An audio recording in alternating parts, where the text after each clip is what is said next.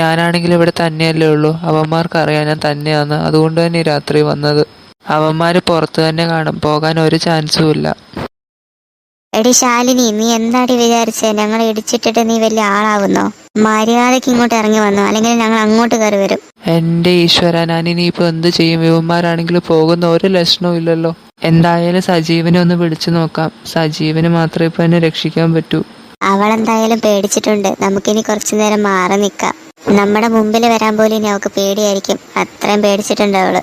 ഇവളൊറ്റ ഒരാൾ കാരണം നമ്മളിന്ന് നാണം കടേണ്ടി വന്നത്. എല്ലാരും അറിഞ്ഞില്ലേ? ഇപ്പൊ എന്ത് നാണക്കേടാന്നറിയോ? എല്ലാ കഥകളും അടച്ചു വെച്ചേക്കാം. അവന്മാരെങ്ങാനും അകത്ത് കയറിയ പിന്നെ ഞാൻ എന്ത് ചെയ്യും? അവന്മാരെ അടിക്കൊന്നും വേണ്ടായിരുന്നു. അതായിരിക്കും അവന്മാർക്ക് ഇത്രയും ദേഷ്യം വരാൻ കാരണം. അല്ലെങ്കിൽ ഞാൻ എപ്പോഴും ഇങ്ങനെ വേണ്ടാത്തതെല്ലാം ചെയ്യും. അവസാനം വലിയ പ്രശ്നമാവും. എന്നിട്ട് ആരും സഹായിക്കാനും കാണൂല. അപ്പൂമോൻ എന്താ ആലോചിച്ചോണ്ടിരിക്കുന്നേ? കുറെ നേരമായല്ലോ. നാളെ സ്കൂളുള്ളതല്ലേ, പോയി കിടക്കാൻ നോക്ക്. അത് പിന്നെ ആന്റി, പുറത്ത് നല്ല മഴയല്ലേ. കളക്ടർ അവധി തന്നാ പിന്നെ കുറച്ചു നേരം കൂടി ഇരുന്ന് TV ഒക്കെ കണ്ടിട്ട് കിടക്കാലോ. അവധി തരാൻ സാധ്യതയൊന്നും ഇല്ലല്ലോ മോനെ. കഴിഞ്ഞ ദിവസം നല്ല മഴയായിരുന്നല്ലോ, എന്നിട്ട് അവധി തന്നില്ലല്ലോ കളക്ടർ. ഇപ്പോഴത്തെ കളക്ടർമാരൊന്നും അങ്ങനെ അവധി തരുന്നില്ലല്ലോ മോനെ.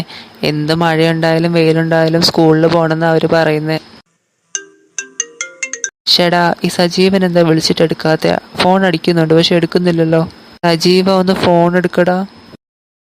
സജീവന്റെ ഫോണാണല്ലോ അടിക്കുന്നത്. ആരെ ഈ പാതിരാത്രിക്കൊക്കെ വിളിക്കുന്ന? ഒരു മാനേഴ്സ് ഇല്ല ഇവർക്കൊന്നും. എന്ത് മാനേഴ്സ് ഇല്ലാത്ത പീപ്പിളാണ് ഇവരൊക്കെ. ഫോൺ വിളിക്കേണ്ട കാര്യമുണ്ടോ? എന്തെങ്കിലും അത്യാവശ്യം ഉണ്ടെങ്കിൽ മെസ്സേജ് ഇട്ടാൽ പോരെ രാത്രിയിലൊക്കെ. സജീവന്റെ പുന്നാര ശാലിനി ചേച്ചിയാണല്ലോ വിളിക്കുന്നത്. എന്താണാവോ രാത്രിയിൽ? ഫോൺ എടുത്ത് പുറത്തു പോകാം, അല്ലെങ്കിൽ സജീവൻ ഇപ്പോൾ എണീക്കും. ഹലോ ശാലിനി, സജീവൻ ഉറങ്ങുക. എന്താ കാര്യം? ഞാൻ സജീവനോട് പിന്നെ പറയാം. സജീവൻ ഇവിടെ വരെ വന്നിരുന്നെങ്കിൽ എനിക്ക് നല്ല സഹായമാവുമായിരുന്നു. അവന്മാർ ഇവിടുന്ന് പോകുകയും ചെയ്യും. സജീവൻ അങ്ങോട്ട് വരുമെന്ന് എനിക്ക് ഉറപ്പൊന്നുമില്ല. ഞാനൊന്ന് പറഞ്ഞു നോക്കാം. ഡേയ്, അവളുടെ അനക്കമൊന്നുമില്ലല്ലോ. അവൾ ഇവിടെ നിന്ന് ഇറങ്ങി പോയോ ഇനി? അവളിവിടെ ഇപ്പോൾ ഒറ്റയ്ക്കല്ലേ. ആരെങ്കിലും ഇങ്ങോട്ട് വരുന്നവരെ നമുക്ക് ഇവിടെ നിൽക്കാം. അതുവരെ അവളൊന്ന് പേടിച്ചിരിക്കട്ടെ. എൻ്റെ ഈശ്വര, എന്നെ സഹായിക്കാൻ ആരുമില്ലല്ലോ. എൻ്റെ അനിയന് സജീവന് പോലും എന്നെ വേണ്ടല്ലോ. മിനി എന്തായാലും സജീവന്റെ ഫോൺ സ്വിച്ച് ഓഫ് ആക്കിയിട്ടുണ്ടാവും. സജീവൻ ഇതൊന്നും അറിയില്ല. എന്നെ രക്ഷിക്കാനും വരില്ല. പാവ ശാലിനി, അവളെ സഹായിക്കാൻ സജീവൻ വരുന്ന വിചാരിച്ചോണ്ടിരിക്കുമായിരിക്കും. അവൾ അങ്ങനെ കുറച്ചു നേരം വിചാരിച്ചോണ്ടിരിക്കട്ടെ. അങ്ങനെ ഇപ്പൊ സജീവൻ ഇവിടുന്ന് പോവണ്ട. അങ്ങനെ ഇപ്പൊ എൻ്റെ കെട്ടിയവൻ പോയിട്ട് അവളെ രക്ഷിക്കേണ്ട കാര്യമൊന്നുമില്ല. അവളത്ര നല്ലവളൊന്നുമല്ലല്ലോ. ഗ്യാസ് തുറന്നു വെച്ച് സജീവനെ കൊല്ലാൻ നോക്കിയവളല്ലേ. അവൾക്ക് അങ്ങനെ തന്നെ വേണം. ദൈവം എന്നൊരാള് ഇതെല്ലാം കണ്ടും കേട്ടും മുകളിൽ ഇരിപ്പുണ്ടല്ലോ. ദൈവം തന്നെ അവൾക്ക് ശിക്ഷ കൊടുത്തത്.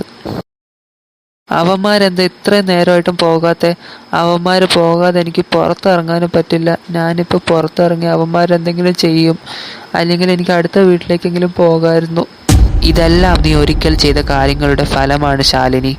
അത് നിനക്ക് അനുഭവിച്ചേ പറ്റൂ. ഇത്രയും കാലം നീ എൻ്റെ സജീവനെയും അപ്പുമോനെയും കണ്ണീര് കുടിപ്പിച്ചില്ലേടി. എന്നിട്ട് നിനക്ക് മതിയായില്ലേ? എൻ്റെ മിനി ഒരു പുതിയ ജീവിതം തുടങ്ങിയേക്കുക. അവളെയെങ്കിലും നീ വെറുതെ വിട്, അല്ലെങ്കിൽ എൻ്റെ സ്വഭാവം നീ കാണും. അല്ല, നീ അർപ്പിതിന്റെ അമ്മ റിനിയല്ലേ? നീ മരിച്ചു പോയില്ലേ? പിന്നെ എങ്ങനെ ഇപ്പൊ വന്ന? നീ പ്രേതമല്ലേ? ആഹാ, അപ്പൊ മോക്ക് നല്ല ഓർമ്മയുണ്ടല്ലോ. ഒന്നും മറന്നിട്ടില്ലല്ലേ? ഇനി മേലാൽ സജീവനും എൻ്റെ അപ്പുമോനും മിനിയുടെ ജീവിതത്തിലേക്ക് നീ കടന്നു വരരുത്. അവർ സന്തോഷമായിട്ട് ജീവിക്കട്ടെ. നിനക്ക് നിന്റെ കാര്യം നോക്കി ജീവിച്ചാ പോരെ. അയ്യോ, എന്നെ ഒന്നും ചെയ്യല്ലേ. ഞാനിനി അങ്ങോട്ട് പോവുകയില്ല. എന്നെ ഒന്ന് വെറുതെ വിട്. അങ്ങനെ മര്യാദക്ക് നിന്നാൽ നിനക്ക് കൊള്ളാം. അല്ലെങ്കിൽ ഇനി ഇങ്ങോട്ട് വരും. ഇനിയും നിന്നെ ഉപദ്രവിക്കും, കേട്ടല്ലോ. ശാലിനി മോൾ എന്നാൽ കുറച്ചു നേരം കിടക്കാൻ നോക്ക്. കുറെ നേരം നിന്ന് മടുത്തില്ലേ? ഞാൻ ഇപ്പൊ പോവാ. ഇനി എന്നെ ഇങ്ങോട്ട് വരുത്തിക്കരുത്. എന്തൊക്കെയായി നടക്കുന്നേ? പ്രേതം, ഗുണ്ട, മനസമാധാനമായിട്ടൊന്നും ഇരിക്കാൻ പറ്റുന്നില്ലല്ലോ.